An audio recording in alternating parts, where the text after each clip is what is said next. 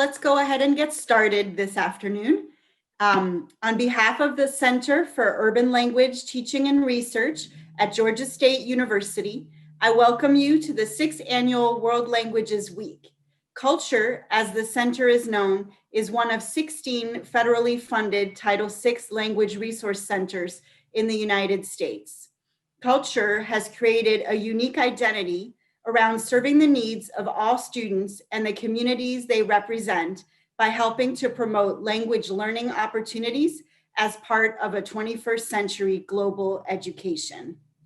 Guided by its core values of access, advocacy, outreach, and research, CULTR has gained a national reputation for innovative approaches to promoting access to language education for all students, regardless of their socioeconomic and ethnic background. I'm Laura Boudon, Director of Study Abroad Programs at Georgia State University, and it's my privilege to be your moderator for this panel, Study Languages Abroad. Before introducing the panelists, I'd like to address a couple of housekeeping and technical questions. I'd like to remind everyone that all the panels this week are being recorded and we will be available after the event. All attendees will remain muted throughout this panel. If for some reason your session is interrupted, please feel free to rejoin the session with the link that you used the first time. So our panel discussion will be for approximately 35 to 40 minutes, and it will be followed by a Q&A. And you have Q&A ability with the Q&A box. And you can find that by clicking on the bottom of your screen. And if you like questions you see, click the thumbs up icon to promote this question to the top of the list. I have never seen that in action, so look forward to seeing that today. And this panel session will conclude at 3 o'clock. So I would actually like to start with asking our panelists to introduce themselves. And if they could introduce themselves with their name and their major and the study abroad program that they did, as well as the location of the program, and then maybe what they're doing today.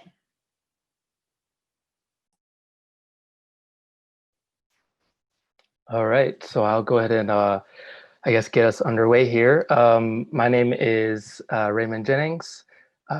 Excited to be here, back as well, actually, as I worked at Georgia State in the study abroad office previously to my current role now. So my study abroad location, I did a semester exchange in 2012, which seems like forever ago now.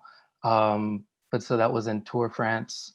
And then from graduate school, I did a program also abroad at the Sorbonne, where I studied geography for both, if you can't tell my interest in geography by my background. And currently what I'm doing now, so I'm actually a instructor of geography at Kennesaw State University.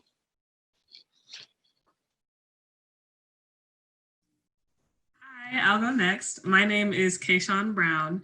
I am an undergrad student in my senior year at Georgia State. My major is applied linguistics with a minor in communication sciences and disorders. My program was called Field Experiences in France with Culture, Language, and Education. It took place last year in May of 2019. It was a Maymester, as we called it. And I'm currently applying to grad schools in the hope of becoming a speech language pathologist.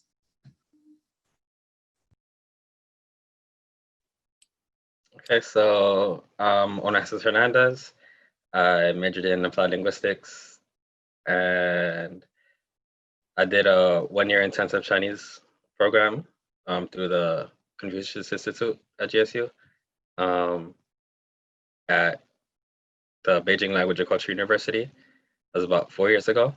So I went there, did a year abroad there, and now I'm working as a TA for Mandarin at the Global Academy teaching elementary school students Mandarin. Last year I did 6th grade for a while, but then I switched to doing 1st grade, and yeah, it's pretty fun teaching them. Like it's like dual language immersion, and I talk to them in Mandarin all day, and it's pretty fun. Yeah.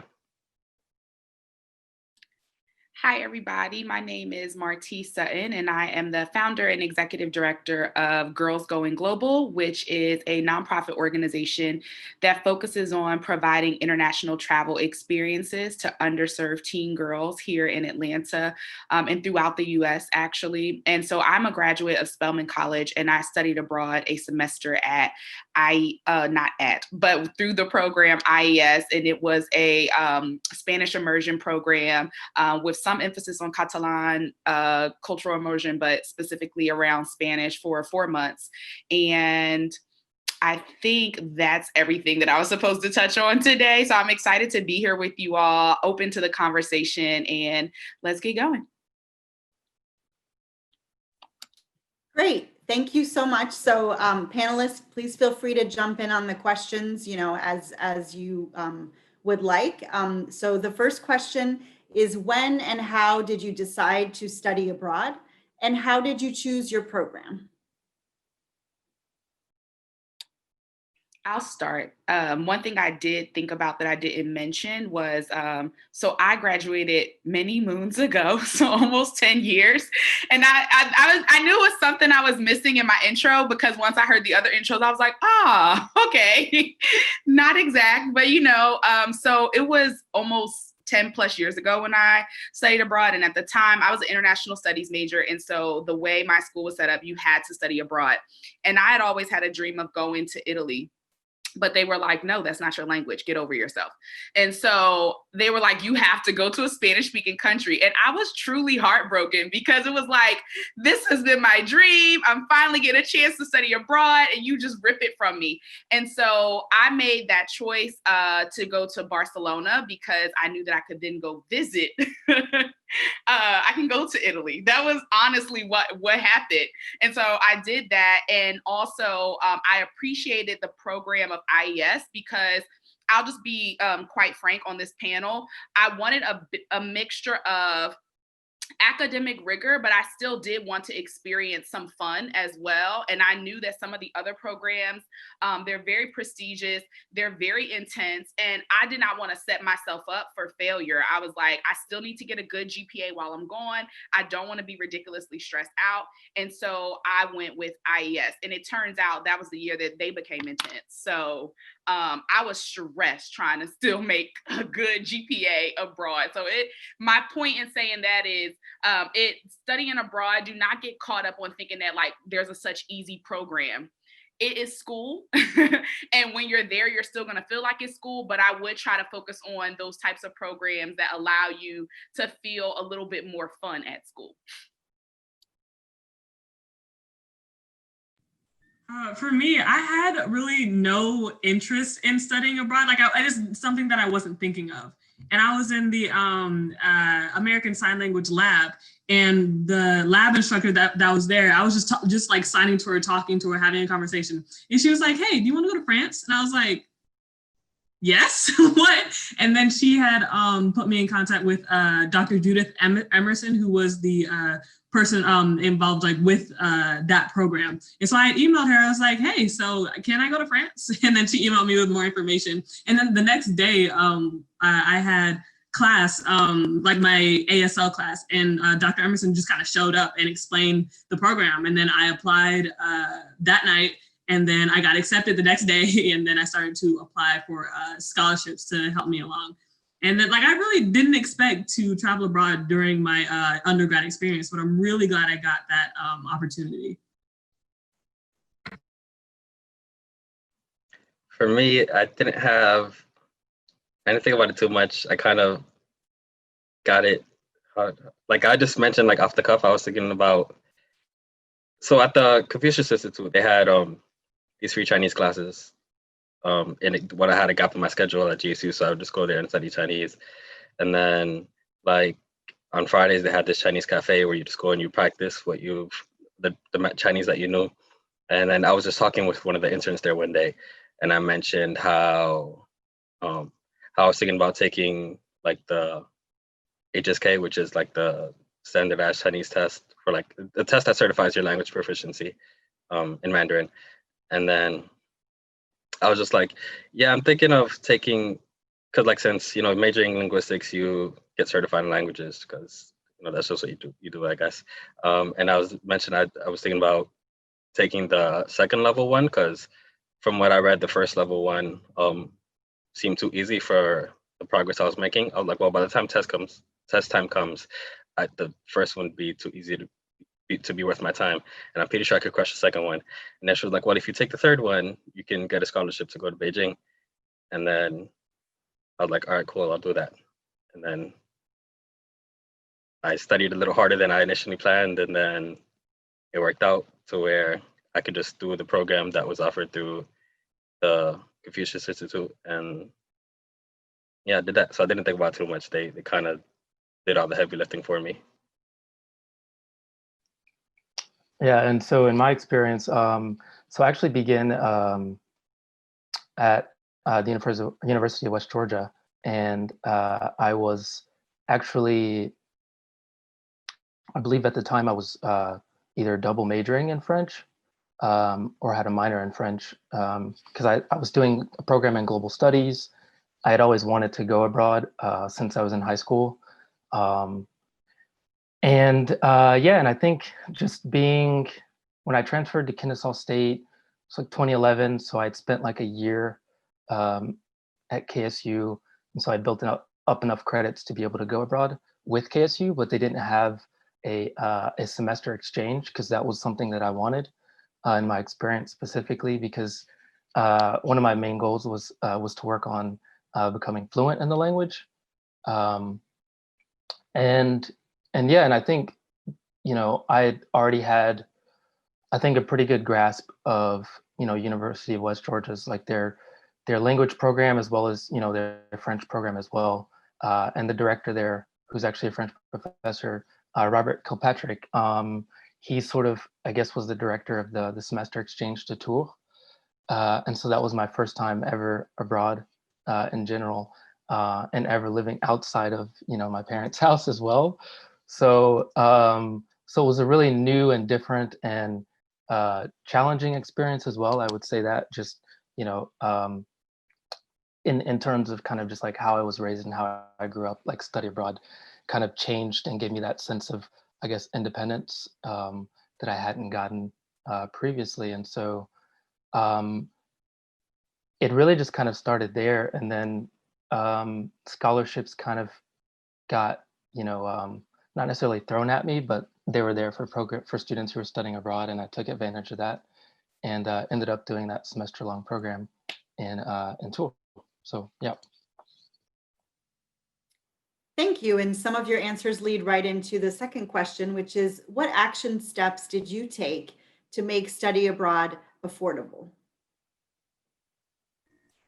Okay, hello. As I mentioned previously, I had applied for many scholarships. What I liked about Georgia State's program, the study abroad program, is that your application to study abroad is also your application for some scholarships. And I did receive one, I forgot the name of it, but I did receive one through there. And then I had applied for the International Gilman Scholarship. I applied on a whim. I applied the first time because I had like early applicants. So I applied the first time and didn't get it. And I was like, you know what, second time's a charm. And I went over it again with my advisor, and she was like, hey, you should fix this, this, and this. And then I did. And I turned it in 20 minutes before it was due that night. And then I got an email weeks later saying, hey, you got the scholarship, congratulations. And I was like, oh my God. So I do encourage students who are planning to study abroad to apply for scholarships. And I also created a GoFundMe, and like I explained why I wanted to go and study abroad to everyone that that I thought would help contribute to me going, and that made the amount significantly smaller out of pocket than I would have to pay for the whole experience. Fortunately for me, the CI program is a full ride with a monthly stipend. So as soon as I just got into that, and then it covered the rest. I had to cover my airfare, but that was it. I initially thought I didn't have to cover my airfare, so it was just a bit of a surprise when I found out I did. But by that point, it was all right. I was able to, just through working like my normal job that I had at the time, and then some family gave me a bit of extra money just to go out and have fun while I was there. That was enough to cover my plane ticket, and then while I was there, I covered everything from tuition, fees, room and board, and then a monthly stipend for like going out and stuff and food, and so it's pretty straightforward.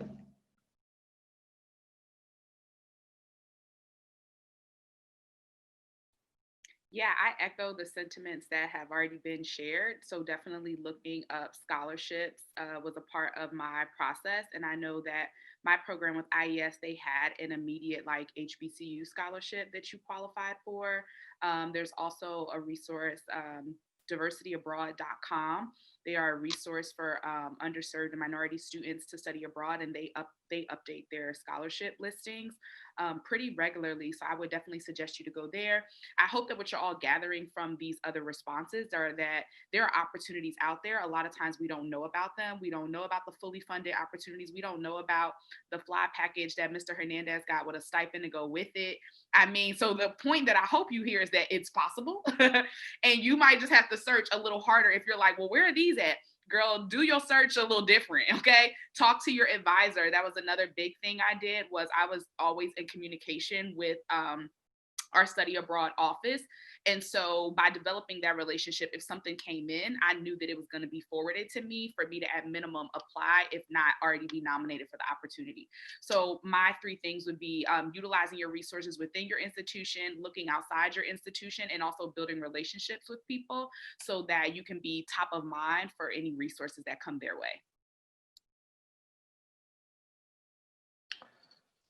That was perfect, Martice. I think that definitely like sums it all up based on what Kashan and Onasis said as well. I think, in my personal experience, I received two scholarships, one through the University of West Georgia, one actually through Kennesaw. Since I sort of did a special program that was actually being an exchange, I actually was enrolled at KSU, but had to enroll at West Georgia for a semester in order to participate in their study abroad exchange, which is called transient.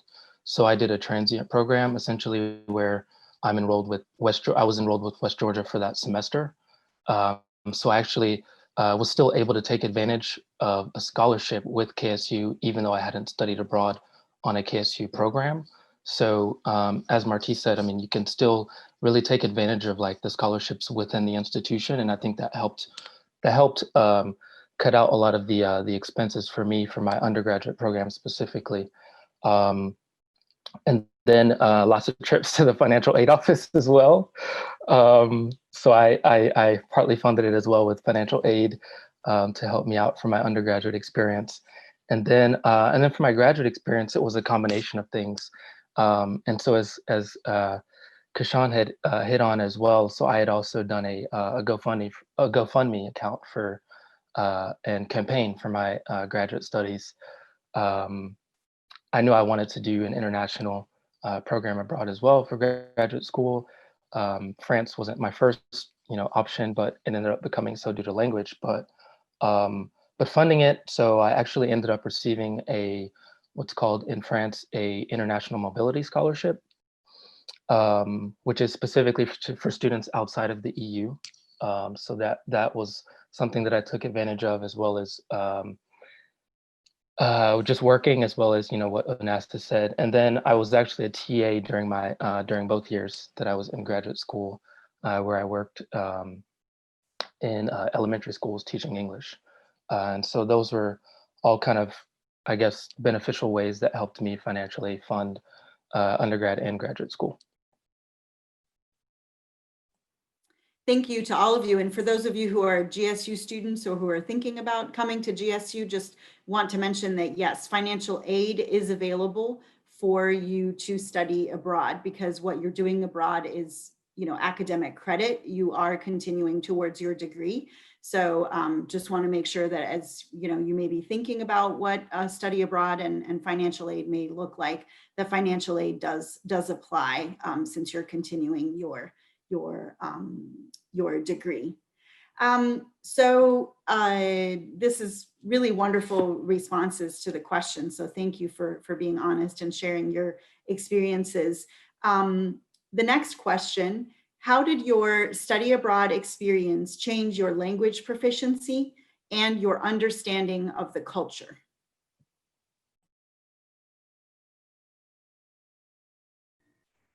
Okay, so I went to France, it was Montpellier, and I had taken one semester of French before going, which I think in college, like a semester of learning a language, I would say is equivalent to about 2 years of like high school learning that language.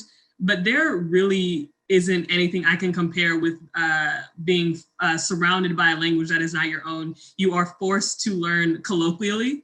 And I think it's like the TV is in that language, songs are in that language, commercials are in that language, everybody around there only speaks that language. It's just you are absorbing so much information at once. And it can be scary and overwhelming, but I think at the end of the program, I was much more proficient in at least comprehension than I was before I went there. Yeah, immersion is definitely the best way to grasp a hold of any language. I don't think there's anything that prepares you for that. In my case, I stayed at a homestay on purpose so that I would have to be forced to speak the language, because the thing about it is no matter where you go in the world, you're probably going to be compelled to just try to find an English little hideout. Like you're going to be like, well, I know if I go over there, they'll speak English.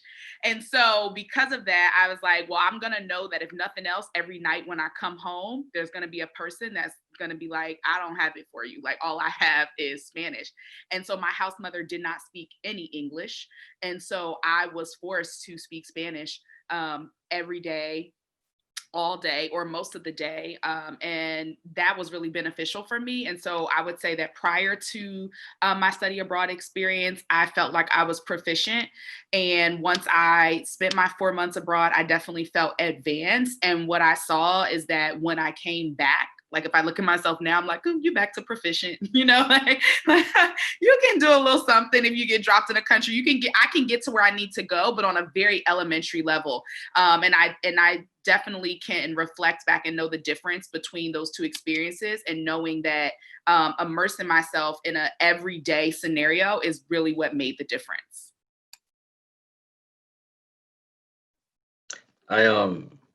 So when I got there, it was like my first time taking like a proper Chinese class. So most of what I had learned before then was either the informal stuff through the CI, and then a lot of stuff I learned on my own through apps. So when I got there, it was a bit rough at first because like I knew some Mandarin, but like the things you would say like in a classroom, that's not like what I covered when I studied. So it was a bit rough at first. I'm learning like classroom Mandarin, not so much like the instructions the teacher would give, like those words that are in those instructions weren't part of the vocab I learned.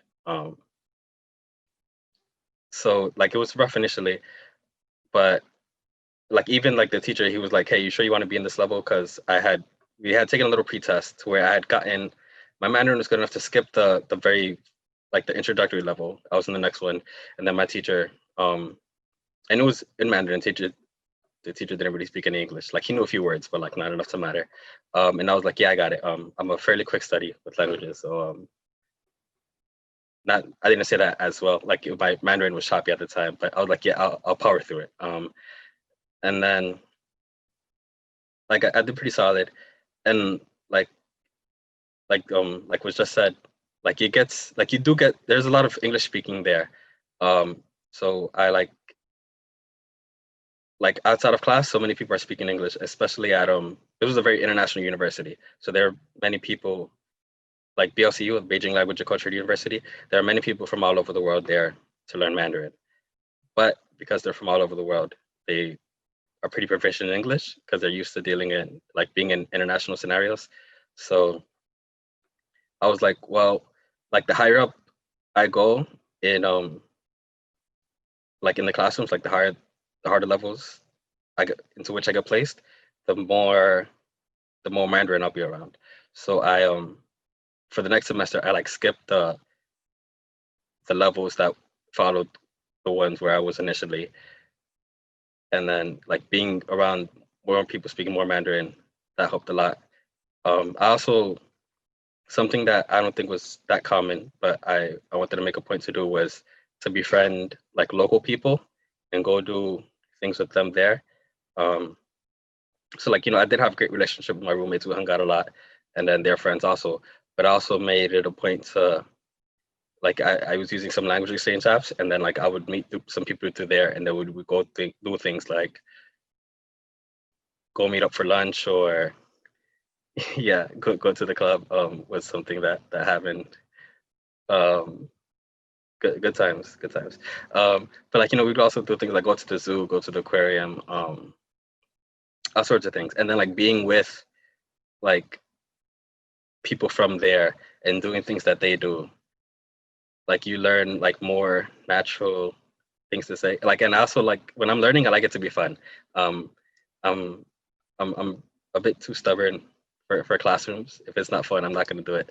So so a lot of what I learned was like, you know, through the television shows that were there. Like I would find music TV shows, find music that I like, and then that helps a lot with like getting close to people and having like more authentic conversations, because like you could talk about, because you don't talk about like the awkward like things about learning a language. You talk about, you'd be like, oh, you like that TV show too? I love it. Who's your favorite character? Like, what do you like? Stuff like that. So that's, and then I got pretty good pretty quickly. So for me at least, that's what works. Like just going around hanging out with people who use the language naturally. And yeah. Yeah, so in my case, contrary to Kishan, I had taken French. I had taken French since 8th grade, and what was interesting is that I feel like, just a brief anecdote that I tell kind of everybody when I talk about my experience with the language in France is I so first and foremost, I stayed in a university dorm, um, and I feel like that was the best place for me to thrive in terms of being able to actually have those, I guess, legitimate or just authentic conversations with French students, or just with other international students. But surprisingly enough, I thought I came in there with the knowledge and the mastery of the language, since I had taken it up until I think it was like sophomore, junior year, that I had studied abroad. And get to my dorm and hear a knock on my door, and a guy basically says something really quickly, and I have no idea what he says. And he says, so what I interpreted it as him saying was, are you American? But what he actually asked me was, do you have a lighter? And so he said, est-ce que tu as un briquet? And I was like, oui, je suis américain. Like, yeah, I'm American. And he was like, no, smoke, smoke, smoke. And I was like, yeah, so there's my immersion in the language. And that just really kind of like, I think, sums up the fact that, you know, in 4 months in Tours, and you know, during that semester, I learned more than I think.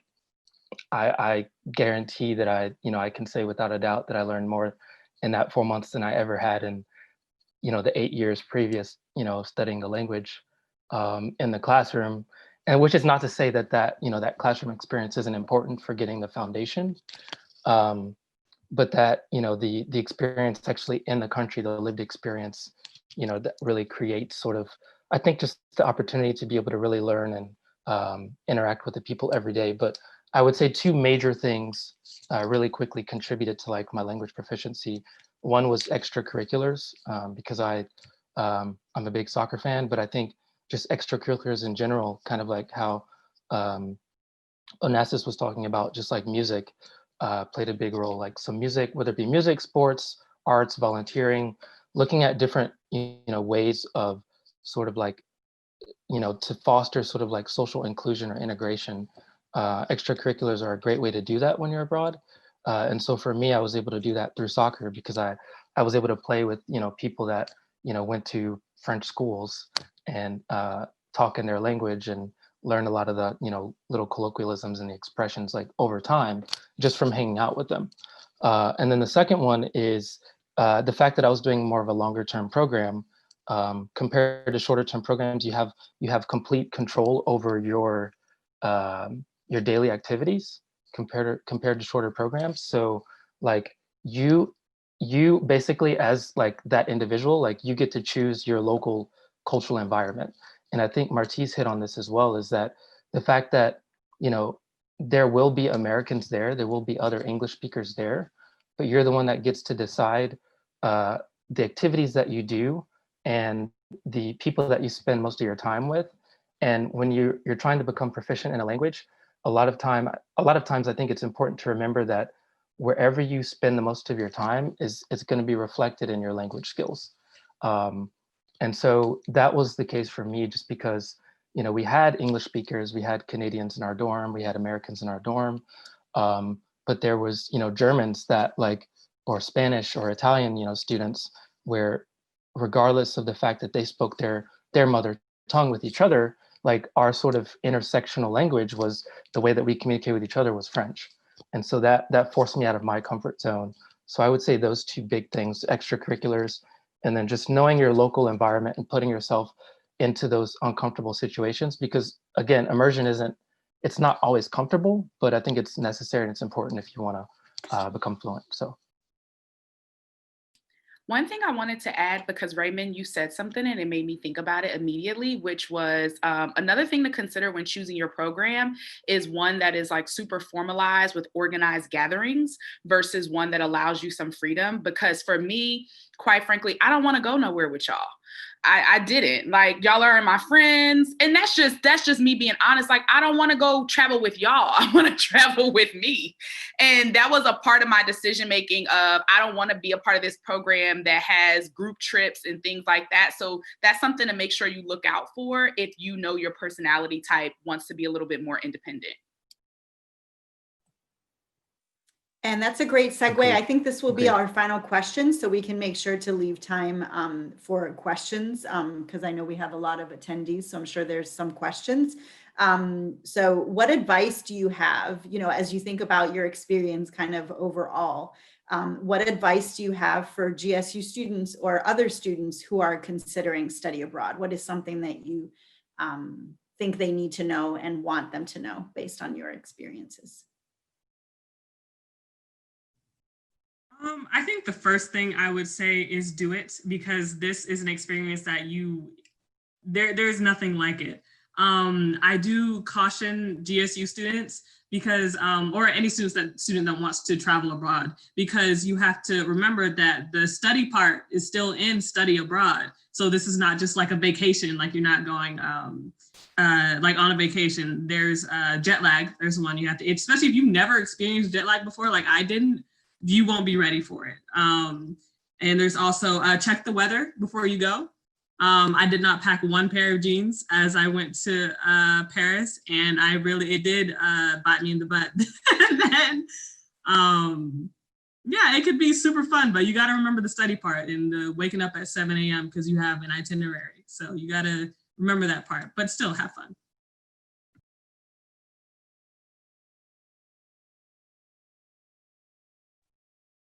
Like, I would just recommend, like, if your goal is to learn the language, if you don't know much of it going into it, like, there are a lot of apps you can use to learn enough to get around. Like Duolingo is a really popular one. I don't love it very much, but it's there. Memrise I used because it had like little sets for learning the vocab specific to the test I needed to pass. Drops is a newer one that's out now that's pretty fun. Mango Languages we get through GSU.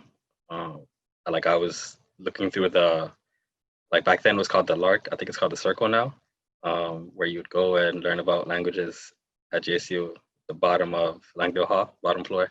And their website, they had like some resources for like learning the language. And so like you could do that. And then like once you get, it's good to be like, to know enough to where you can get around. So then you can go and meet people. And like, I don't know, for me personally, I think the most important thing is to enjoy yourself. So I wasn't the most hardworking student. I did learn a lot, but it wasn't necessarily like, I didn't really do my classwork as much as I should have, but I did make sure to learn a good bit. Like I can hold a conversation as well as anyone else. I felt like I could, like, I don't know, I feel like I could hold a conversation better than a good bit of some of my classmates.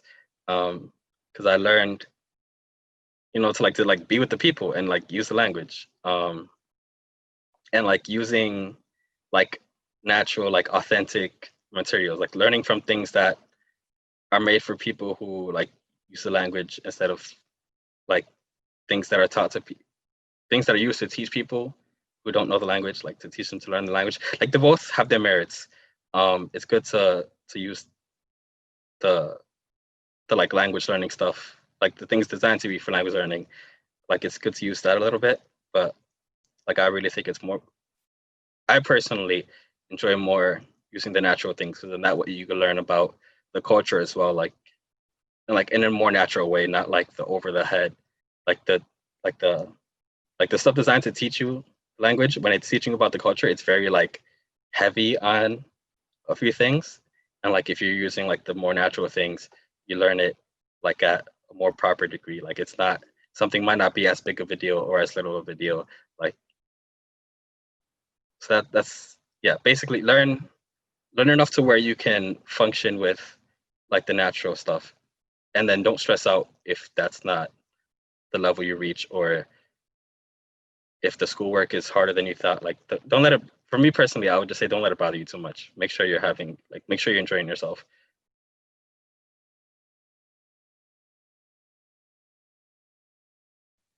So yeah, I would say my first advice, since I had the privilege to work with Laura and the study abroad team at Georgia State, is to go to Dahlberg Hall. Yeah, I think just ask questions. Don't be afraid to ask questions about the places that you're interested in. Obviously, if it's your first time, if it would be your first time, out of the country, I think it's important to, as Martice, hit on, is foster relationships with people specifically that have had experiences abroad, and that can definitely help to be a guide, I think, really, and to be, I think, just crucial in your understanding of the place before you even go, because I think it's important that sometimes you just want to, just spontaneously go a place, but I think it's important to have knowledge about a place as well, before you go there, just in terms of, the culture, the language, the customs, all those different aspects that can, I think, just heavily just sort of play a role in, shaping your experience in general. And then I think just, the last thing is just aligning, study abroad to your goals. And I think just understanding the importance that study abroad can have, regardless of whether you're going into a field that may not necessarily be, related to international studies or languages. Study abroad does so much, and especially in this type of, environment and setting that we're in now, albeit virtually, but just, the fact that, if you're able to make sense of another culture, and I think just be able to, I think just having the ability to communicate with people that come from a different background, I think that speaks volumes, in just in today's job market in general.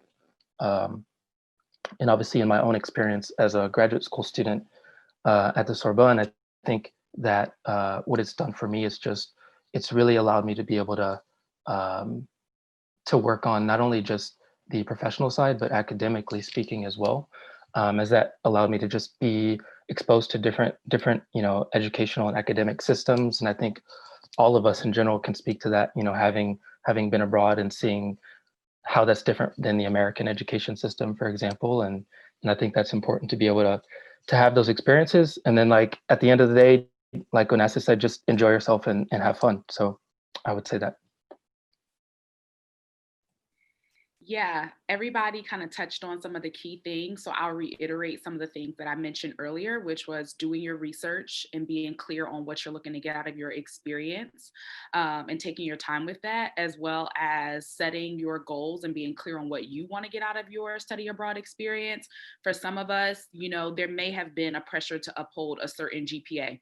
For some of you, you may not have that same pressure. You might be super comfortable with your 2.5, your 3, whatever it is. And you're like, I can afford to go have a party. So go and have a party, if it's because you want to do a certain internship, my point is to be clear on what you're looking to get out of your experience, because you can formulate your experience to achieve that goal.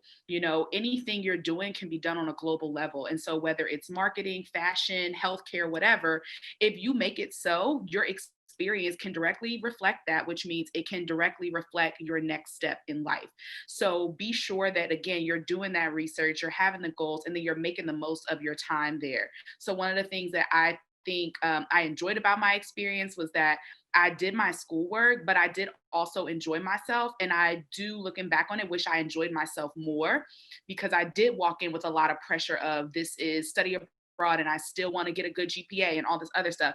So make the most of your time, whether that is for you socially and you want to meet more people of a different culture, whether it's academically, whether it's professionally, just whatever it is, make the most of that time. And again, that's going to come through you being clear on your goals. So I hope that these tips were able to help you all in your process, and we're totally open to continue to answering questions. So let's get started.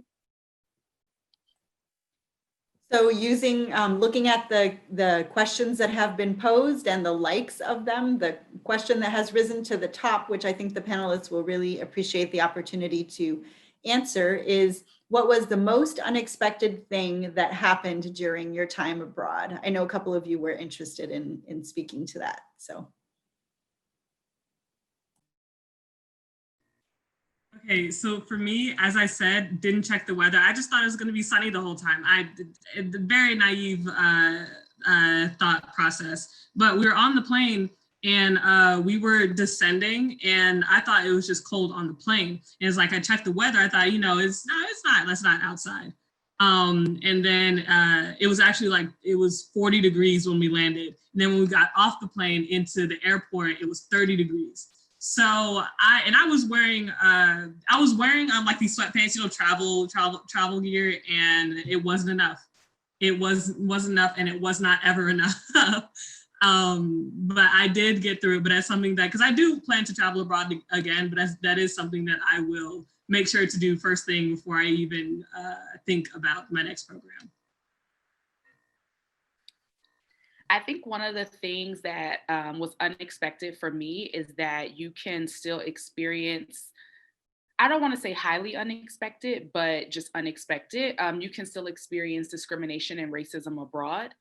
And that was something that I did not think about prior. I didn't think about how I would handle that. And I think it's worth mentioning that I studied abroad in Barcelona, Spain, but I lived abroad in Hyderabad, India. And so I've experienced both sides of the coin, where sometimes it's just a curiosity or a lack of understanding of another person or culture, or the concept that you can look like non-white and be American. So there's that part, the curiosity part. And then there is the flip side of it, where you see, okay, this is a little bit more of a negative venom behind it. And there is an actual disgust by my presence, not discovery, if that makes sense. And that was very new for me. And being in Spain, I didn't know that there was a large or somewhat large African community. And we know that it's a whole continent, but of course we never got the specifics of what particular country they were referring to. But, apparently there was a stereotype around African women being prostitutes. So oftentimes people would make various comments towards me, or, motions around like sexual advances that I just didn't really understand at first. And then I found out where they were coming from. So I think that's also something to do research on is, what is the culture like there? Is it very accepting? And that even goes as far as those that are of the LGBTQ community as well. There are certain destinations that are more friendly than others, or that are more tolerant than others, whatever preferred language you want to use. But I think it is important to mention that there is good, bad, and ugly in every situation, and study abroad is not exempt from that. I did still experience some moments where I was very uncomfortable, where I felt judged and discriminated against because of my race. And then there are often times where you will also get that because of your citizenship, because being American isn't the greatest all over the world either. And so that comes with its own stereotypes and negative connotations. So those are things to keep in mind as you travel, not just through your study abroad experience, but even in your traveling experience. Just remember that you are usually an ambassador of more than just yourself, but of your country and of anything else that you may represent. Yeah, I think that is brilliantly said, Martice, because yeah, I had, similar experiences in France where I didn't have those expectations either. Specifically coming into graduate school at the Sorbonne, being one of the only, and I think in my first year, the only person of color represented in my graduate program. There was, kind of like Martice was saying, just general stereotypes, as France has a pretty significant history that's pretty extensive with colonialism, and so that in and of itself creates these constructs of the way that people are that have our former colonies of France and have now come into French territory and are stereotyped and racialized in ways that white francophone speakers are not.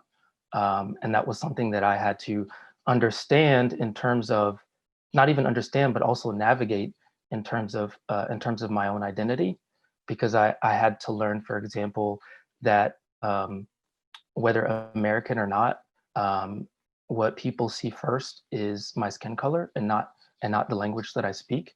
And so that in and of itself made my experience very different than, for example, what a lot of white Americans that were studying abroad also in France had experienced compared to myself. And yeah, there was just an incident that happened that really, like Martice was saying, good, bad, and ugly of study abroad. And I was able to turn that into a positive because I created a blog where I started to write about my experience and sort of, everything that was sort of internalized, I was able to get out and really talk about my experience being not only just an American, but being a Black American and being a Black American male in a space such as, Paris or even in France, that is stereotyped as being not necessarily, it's very romanticized in American culture. And I think what comes with that is that I didn't have a lot of, I think I wasn't able to relate to a lot of the people that I studied abroad with, just because I was typically the only, American male of color that was represented. And so that made it difficult in some ways to be able to navigate. But I think just, you can't also put everybody in the same boat. And I think that was what, Martice was hitting on as well, is that sometimes it is a curiosity and sometimes it's, it's very negative as well. And I had some really great, relationships that I was able to gather from my time there as well. And so I would say, yeah, just, you have to do your research at the end of the day, and you have to remain open regardless of these stories, because you will hear, the positive and the negative. And I think the most important thing is just to stay open-minded, and I think just traveling and yeah, putting yourself out there. I think that all helps to learn more about yourself and to grow at the end of the day. Yeah, for me, fortunately, I didn't get anything too offensive, or maybe like I'm also not very bright, so sometimes I don't know when I should be offended. But most of the times, it seemed like I think the worst I would get was just people staring at me. I know a lot of people get other people like trying to touch their hair. Fortunately, nobody tried to touch mine. A lot of times some people, like I've heard from other friends, other people would come up to them and try to take their picture or take a picture with them. Fortunately, that didn't happen to me. I don't know, maybe it's because I'm a guy, and then like a lot of the people who told me this were girls. So I don't know if it's just being a guy makes me less fascinating, or maybe they were just very pretty girls and the other people's perspective. But I do get a lot of people coming up to me like asking whether I could help them learn English, because being that I don't look Chinese or East Asian, like being from someplace else, I probably have good English. So they would come up to me asking like if you could exchange contact info to help them learn English. But like these are things that like you kind of I knew going into it, like that's something to expect. So it wasn't too surprising for me. Something that bothered me more was how, like at least in China, they're not very like strict on time. Like they're like when they talk about things, it's pretty vague. Like the most stressful for me was when they told us, so like as I mentioned, we got like a monthly stipend. They told us we were getting the stipend every month, but they didn't tell us when in the month we were getting it. So everyone just assumed we were getting it on the 1st. So like when we first got there, like we got there early September, I think. September-ish, right? So I want to say like I got because I got there a bit late or whatever. I think I got it September 5th-ish, right? So I assumed, like everyone assumed we're getting it there. We're getting the next month's money on the 1st. So a lot of us had blown our money. The 1st came, we checked our account, and there was the money there. So everyone was freaking out. Some people like if they knew people who had studied there before, they kind of knew what to expect. So like my two roommates one was Sri Lankan, one was Serbian. There were a lot of Sri Lankans studying at BLCU. So like he knew it was coming. So he wasn't like, I think he tried to tell me, but I kind of wasn't listening too closely. And in English, like their English is better than their Mandarin. So in our dorm we spoke English. So like when it came, I think even if he was out of money, he could borrow from his Serbian friends. Like the Serbians are the Sri Lankans, they were very like close with each other. So like they had no issue helping him out. The Serbian had a lot of friends from, he had made a lot of friends. He's a very social person. So a lot of friends were able to loan the money. He had made some rich friends.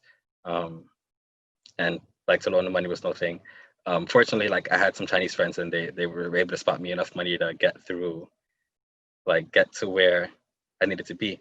And then when my stipend came in, I paid them back, and it was easy. Like it was easy. I guess it was easy for them to loan me the money because like we had been friends for a while. Like it was a friend I made here, and then I went there, and like so she had known me for a while, and she knew that I was good for it. Like she knew the program, she knew how much money I was going to be getting, so like she knew it would be money that I could pay her back. So like it was stressful going into it, but that was what like how vague they can be and still function is what, like there were so many other situations where they were like vague. Like a lot of my foreign friends were like, we can't understand how China hasn't like collapsed from how vague everything is. Like how do they know what to do? How do they know like where they need to go and do things? Like it's so vague. Like no, like if we had tried that over here, like I don't see how we could function. But like they make it work. So like you don't need to stress over things so much. Like it'll work out. It'll be okay. And like yeah, like I saw some people were saying like making connections is pretty good. Came in pretty clutch. So yeah. So we probably have time for maybe one more question, to be mindful of time. And this kind of takes us in a little bit different direction. What's your favorite story from your time abroad?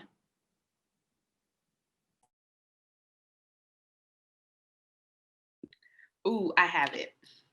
So when I was studying abroad in Barcelona, my best friend was studying abroad in Rome, and we were huge Beyonce fans. And so Beyonce was coming on tour to London. So we flew to London to meet up together to go see Beyonce. Turns out we had been scammed. We thought we bought tickets to like these great seats and an after party. That part was the scam right there. You know they wasn't giving you no No ticket to an after party. But we were like, okay, we're going, we're in Europe. We just knew we were just living, y'all. Okay. We get there, we realize we've been scammed. Apparently, she's only gonna be doing like 2 dates. So the thought was like, let's just try to get a ticket for the next show. That was a doozy. Then there was like a surprise free concert that she was doing. So we had our third and final chance to get tickets. So we thought they'll clearly be scalpers when we get there. Realize it's illegal, which I guess is illegal in the US too, but apparently it was like a real thing in London's O2 Arena that you cannot scalp tickets. So we were like, what are we gonna do? We thought we found a scalper, but then security also found us find the scalper. So security caught us. They were like, nope, get out of here. Long story short, we stood outside with security for like 2 hours telling them like our sob story of like, we came from this and we're just trying to be here to see Beyonce. We did a whole concert to prove to them that we were day one Destiny's Child and Beyonce fans. At the end of the day, they take the tickets because we were like, when you take tickets from people, where do you put them? They were like, we just keep them. I'm like, you don't sell them. Like, there's no corrupt person here. They're like, no. Long story short, as I keep making it long, after we're done doing our performance, the security guard is like, you know what? Y'all seem like real fans. And he like comes out with all the tickets that he's like gotten from people that night, and he starts reading off the seat numbers. He's like, floor 101, 102, 104, like, which one do y'all want? And he gave us 4 tickets to the concert. So literally we can hear like Beyonce's about to come, because you know, at a concert, you know what's happening, and they have the thing. So he's doing this, he's torturing us. He does this like right when it's like she's about to come. We grabbed those tickets, y'all. We are running through the arena, and we made it just on time. It was the I Am Sasha Fierce concert, and that is like my favorite study abroad travel memory. Like, we are walking into the arena as she's rising up, and we're like, Beyonce!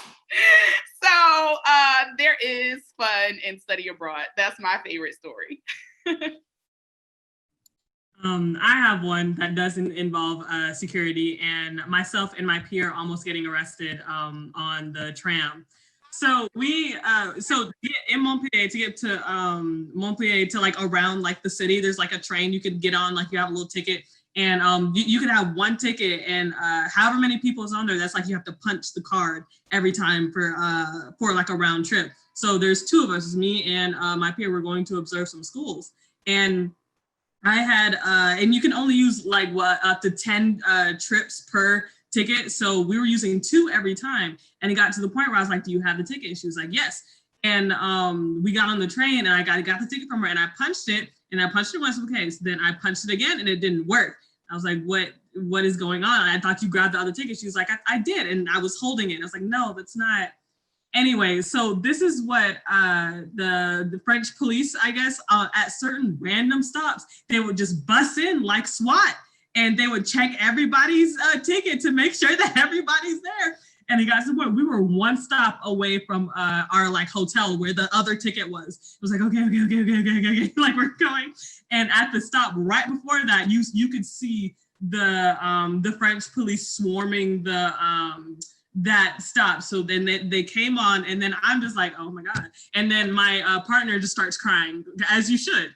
And so we have the ticket, and they're scanning the tickets. I'm like, okay. So I give the woman the ticket, and she scans it, and she starts speaking French. And I'm just looking at her, and my friend is crying. She's spouting, we're American, we didn't know, blah, blah, blah, blah, blah.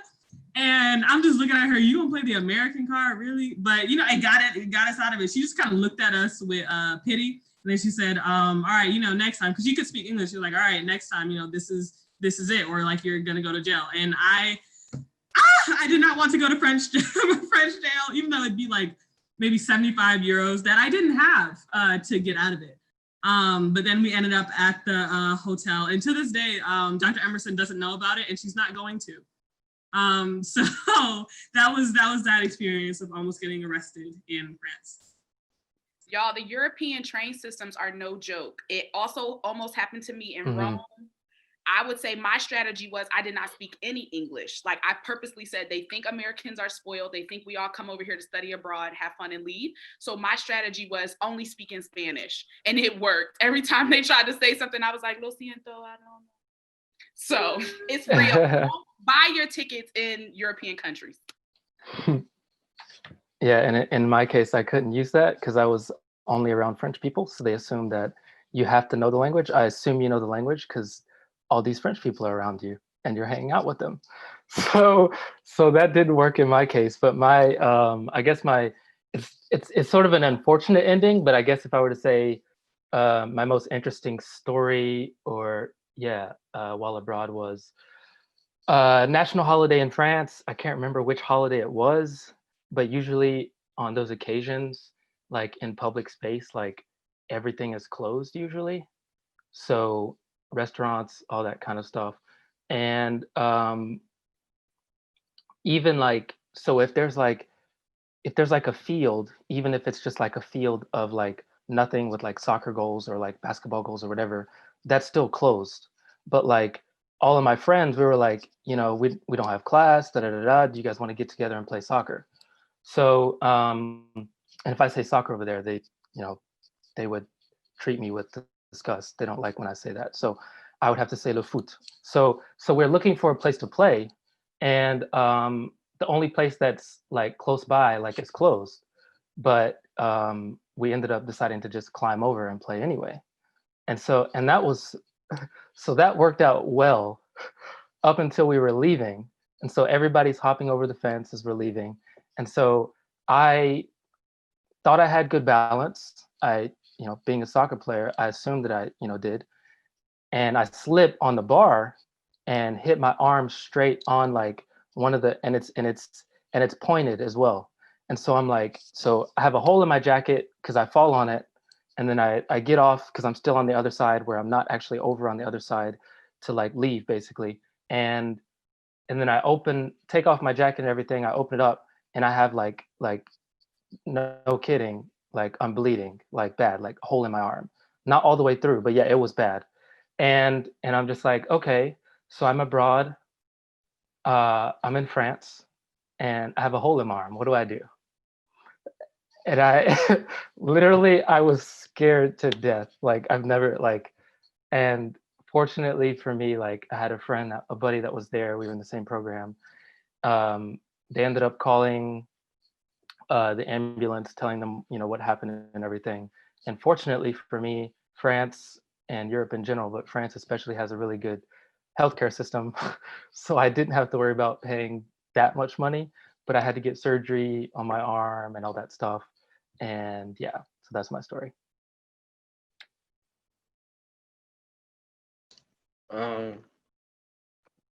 Like I don't know, it's hard to pick one.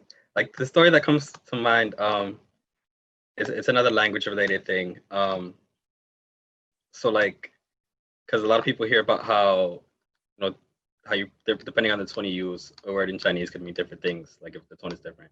So like the example I always give of my awkward situation of saying the wrong tone was I once went to a zoo with a friend, and we were seeing some animals. At one point, she asked what I wanted to see next, and then I said a word, and then she looked at me weird, and then I was like running through. So I was like, "Xiong," like she was like, "What do you want to see next?" I said, "Xiong," and then, but like the way I said it, like she made a face, like a weird face, and I was like, "What's so weird about what I just said?" So I started thinking, like, did I say the wrong tone? And then I started thinking about, in all the other tones, like,